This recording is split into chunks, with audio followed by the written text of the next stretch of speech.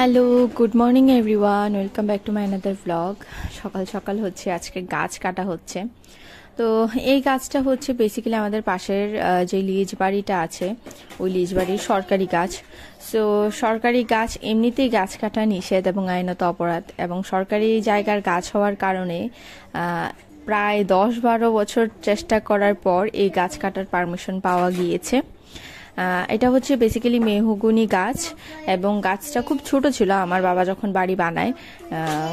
প্রায় 30 বছর আগের কথা। 30 বছরে গাছটা এত বড় হয়েছে এবং এত পুক্তভাবে বড় হচ্ছে আর কি।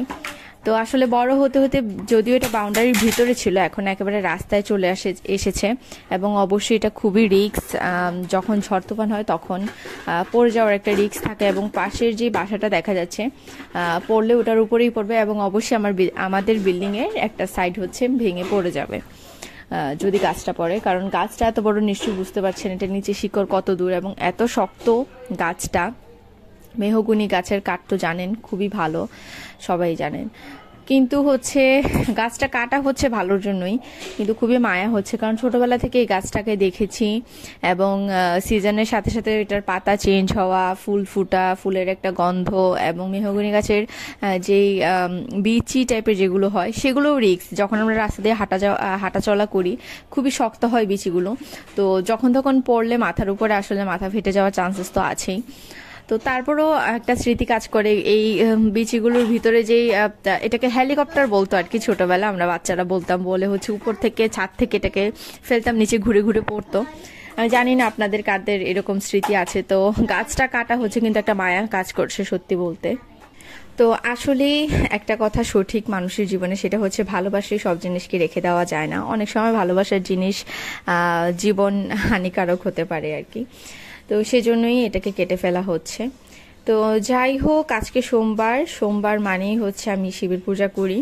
তো আজকে মন্দিরে যাওয়ার কথা ছিল। আমি আমার বোনের উপর ভীষণ রেগে আছি, কারণ সেই সকাল 9টা থেকে আমি ওকে ঠেলছি যে তুই রেডি হ। ও আস্তে ধীরে নড়ে চড়ে কি চড়ে না, মানে রেডি হয় কি হয় না এরকমই করছে।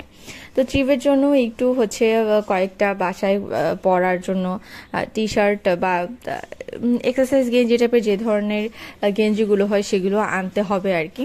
তো ভাবলাম যে একেবারে পূজা দিয়ে মার্কেটে চলে যাব, কিন্তু আমার বোন এত লেট করে ফেলছে, অলমোস্ট তখন 11:30টার মতো বেজে গিয়েছে। তো আর আমি ভাবলাম যে বাসায় করে ফেলি, কারণ এখন গেলে কাঁচা দুধও পাবো না বাজারে।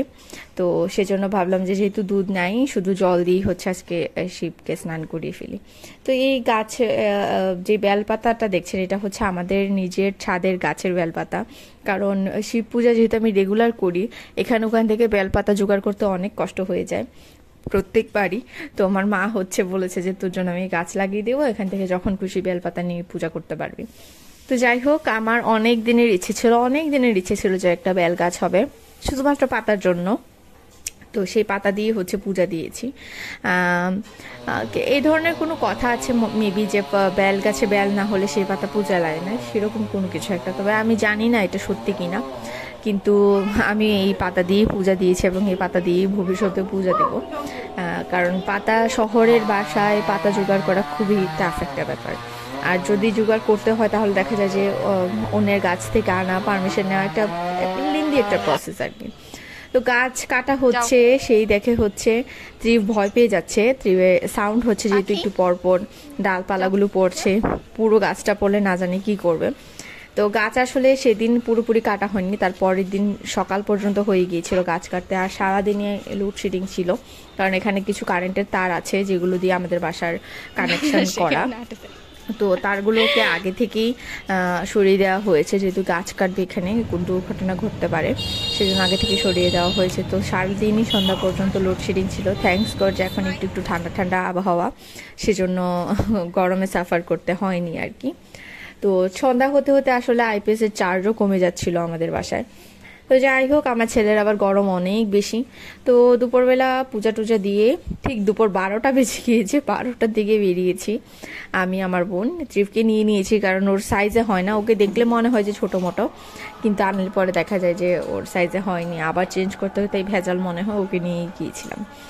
এই হচ্ছে গাছ, কেনাকাটা শেষ, বাসায় চলে এসেছি।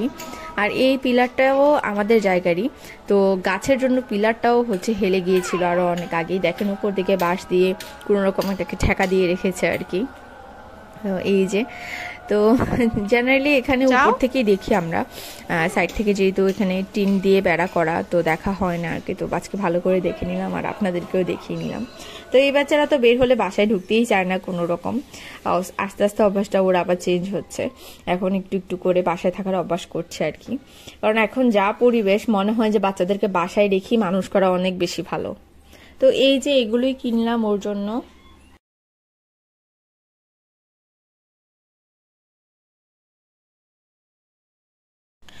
আসলে আমাদের আশেপাশের মানুষরা সবাই একটু রিল্যাক্স হচ্ছে আর কি, একদম টেনশন ফ্রি হচ্ছে গাছটা কাটা হচ্ছে বলে। কারণ সবারই একটা রিস্ক থাকে আর কি, মানে একটা ভয়ে আতঙ্কে থাকতে হয় যে কখন কি হয়ে যায়, গাছটা কখন পড়ে যায়, গাছের উপর থেকে মানে গাছের বীজগুলো পড়ে, মানে ভীষণই একটা টেনশনের ব্যাপার সব সময়। অনেক সময় অনেকের উপরে পড়েও যায়, যে কোনো দুর্ঘটনাই ঘটতে পারে। তো আসলে সেই জন্য সবাই একটু রিল্যাক্স ফিল করছে।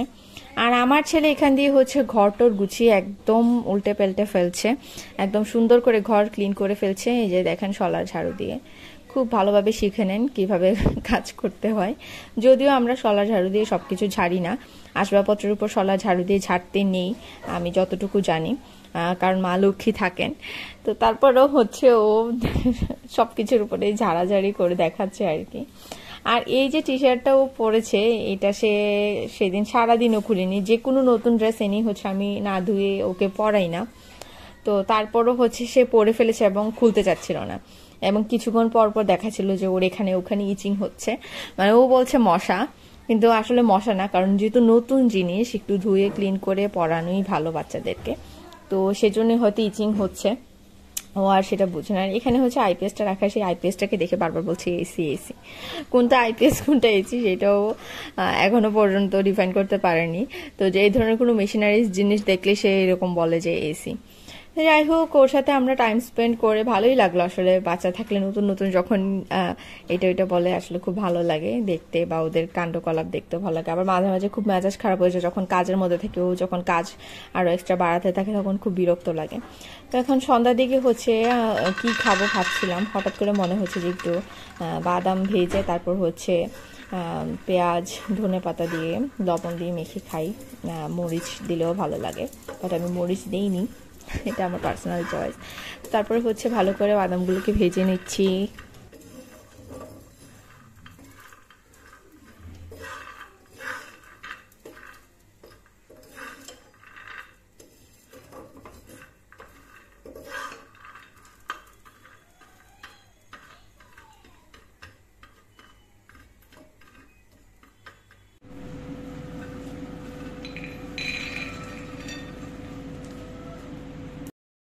তো তারপরে এখানে বাদামগুলোকে মেখে নিলাম। আর মাও হচ্ছে, মা বেসিক্যালি সন্ধ্যাবেলা কিছু খেতে চায় না, কিন্তু বাদামটা দেখে মা বলছিল যে আজকে আমি খাবো। তো পরে আমি আর মা মিলে হচ্ছে খেলাম। এখানে চামচ, আমার বোন তো খেতেই পারে না, কারণ লাস্ট ইয়ার সে বাদাম খেয়ে ওর এত বেশি গ্যাস্ট্রিকের পেন হয়েছিল, হসপিটালে অ্যাডমিট হতে হয়েছিল। সে থেকে বাদাম, দুধ, চা সবকিছু ছেড়ে দিয়েছে, কফি এগুলো খায় না। সো যাই হোক, এই তো তারপর বাদাম খেয়ে, মা তো চা খায় না, আমি আমার জন্য চা বানিয়ে নিলাম।